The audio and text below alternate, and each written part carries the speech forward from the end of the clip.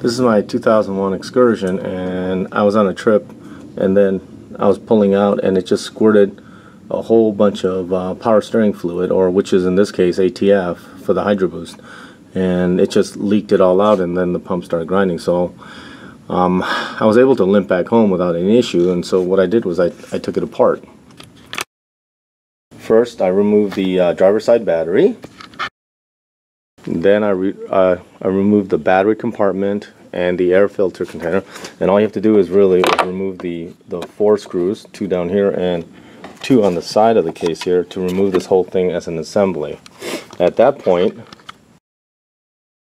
once this is all cleared out, what I did was I loosened the clamp there and the clamp down here by the intercooler, and at that point you can then just wiggle it out, and the pipe should just come out like that, giving us access to the inside here. And you can see the light coming through, and I cleaned all of the pipes here to see where it might have rusted through or whatnot, and these pipes had rusted through right here at the metal bracket from driving up to the Midwest in the past, and really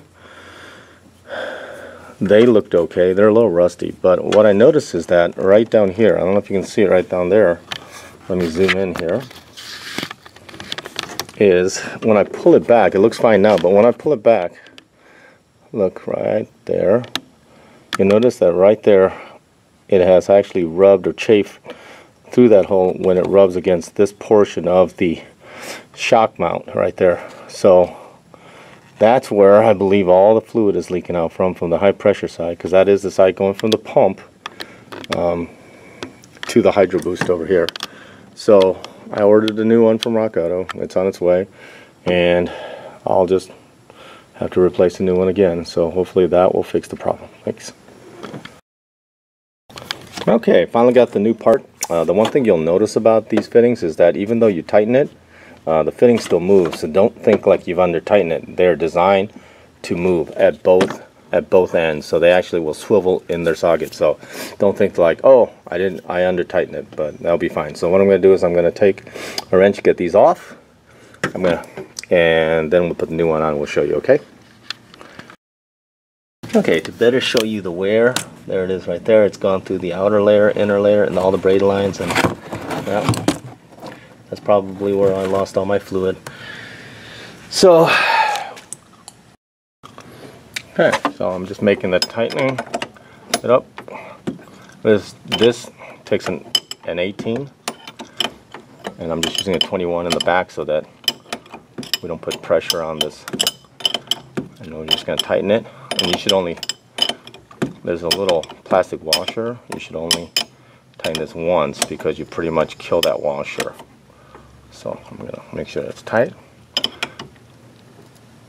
That's good. Remember, this thing keeps moving, so it doesn't matter. Just gonna make sure it's a little bit.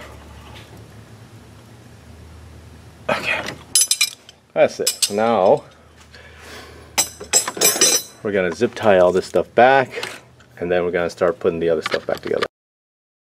Okay, this one pushed it out. The brackets is a little bit wider here, so pushed out a little bit more. So I zip tied it in multiple places, and I put a little bit of fuel hose right here, so it keeps it off of the shock mount here. So hopefully it doesn't wear through on this new piece. Okay, so hopefully that will hold it from wearing through again, but I'll probably check it again sometime in the future. Rinse sorted the intercooler pipe, and then we're going to line it up between the 2 white lines on the boot, and then just tighten it. And don't go crazy.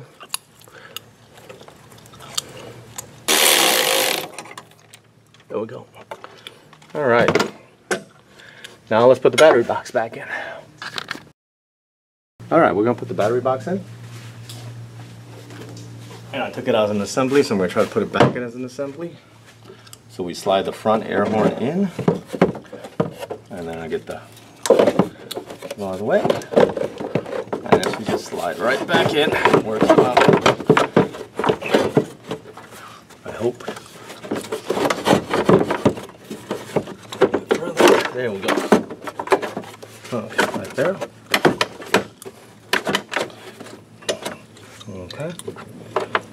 So, screws in there, in there. Battery's dying. So let's try to get this done quick.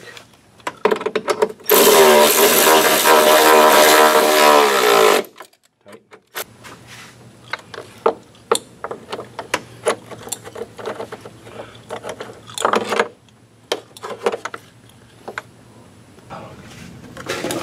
And then before you do that, there's a nice little cover, so don't mess that up like that. So that's why I didn't tighten that down. I'm sorry.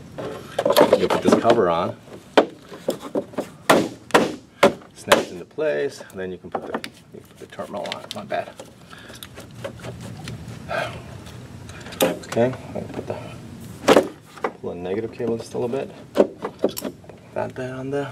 Your mount air cleaner that I clean out once a year, depending on the miles. And then we'll put that down.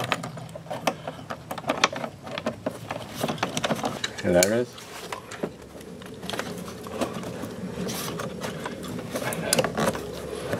Line everything up, and we'll just tighten that down. Tighten these down, and then we're done, and we'll start it up, and then I'll put some more fluid in and bleed the system, and well, that's it. We're pretty much done. Thank you.